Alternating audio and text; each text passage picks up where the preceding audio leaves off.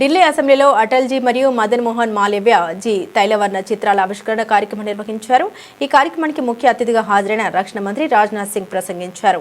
ఏ దేశం కూడా దాని వనరులు, సాంకేతికత లేదా ఆర్థిక శక్తి ద్వారా మాత్రమే గొప్పగా మారదని, ఒక దేశం యొక్క నిజమైన బలం అది దాని విలువలకు పునాదిగా స్వీకరించే ఆదర్శాల్లో ఉందన్నారు. మరియు అతను ఏ వ్యక్తిత్వాన్ని తన ఆదర్శాలుగా భావిస్తాడు. ఆదర్శాలు కేవలం జ్ఞాపకార్థ వస్తువులు మాత్రమే కాదు, అవి దిశానిర్దేశం చేసే ప్రేరేపక శక్తి అని రాజ్నాథ్ తెలిపారు.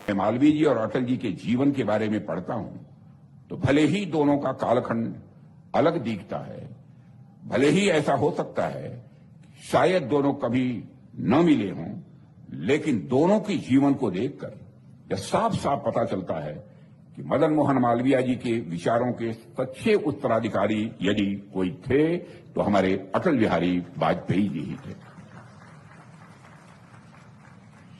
साथियों, यह बात जो मैं कह रहा हूं कि यह भावनात्मक अतिशयोक्ति में नहीं कह रहा हूं, बल्कि आप इसके कई उदाहरण दे सकते हैं। पंडित मदन मोहन मालवीय जी ने जिस राष्ट्रवाद की कल्पना की थी वह शिक्षा, संस्कृति, आत्मसम्मान और नैतिकता से उपजा हुआ था। बाद में जब अटल जी प्रधानमंत्री बने तो उन्होंने उसी राष्ट्रवाद को आधुनिक लोकतंत्र की भाषा दी, जहां वो सबको साथ लेकर चले। ठीक उसी तरह जिस प्रकार मालवीय जी के लिए शिक्षा राष्ट्र निर्माण का आधार थी और उन्होंने नागरिक गढ़ने के लिए ज्ञान को चरित्र से जोड़ा, उसी प्रकार अटल जी ने विज्ञान, तकनीक और भारतीय भाषाओं को सम्मान देते हुए शिक्षा को आत्मनिर्भर भारत की चेतना के साथ जोड़ा था। साथियों, जिस तरह मालवीय जी की राजनीति सेवा, मर्यादा और नैतिक साहस पर आधारित थी, उसी तर्ज पर अटल जी ने उसी परंपरा को निभाते हुए सत्ता में विनम्रता और असहमत की गरिमा को भी बनाए रखा है। जहां एक तरफ मालवीय जी लोकतंत्र में विचारों की विविधता को राष्ट्र की शक्ति मानते थे, वहीं दूसरी तरफ अटल जी ने भी संसद को टकराव का नहीं बल्कि संवाद का मंच बनाते हुए यह स्पष्ट किया, सरकारें तो क्षणिक होती हैं और राष्ट्र तो यह शाश्वत होता है। साथियों, ऐसे अनेक उदाहरण जो यह बताते हैं कि मालवीय जी के विचार और उनके बाद अटल जी ने उसे जीवित रखे और उन्हें विचारों को आज भी हमारे प्रधानमंत्री मोदी जी के नेतृत्व में हमारी सरकार यह जीवित रखे हुए।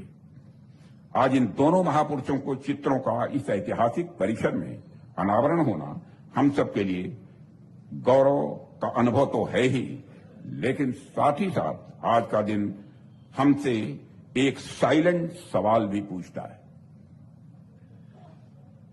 कि यह सवाल पूछता है कि क्या हम उनके मूल्यों के उत्तराधिकारी बनने के लिए तैयार हैं।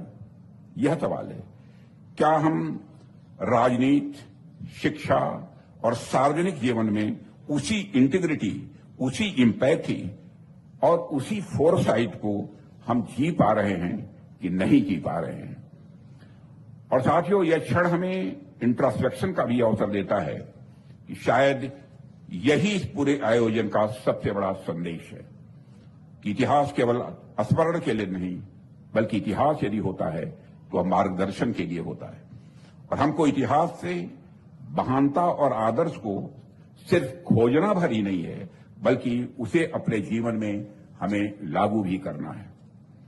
साथियों, कोई भी राष्ट्र केवल संसाधनों, तकनीक या आर्थिक सामर्थ्य से यह महान नहीं बनता है। इस सच्चाई को भी हमें समझना चाहिए।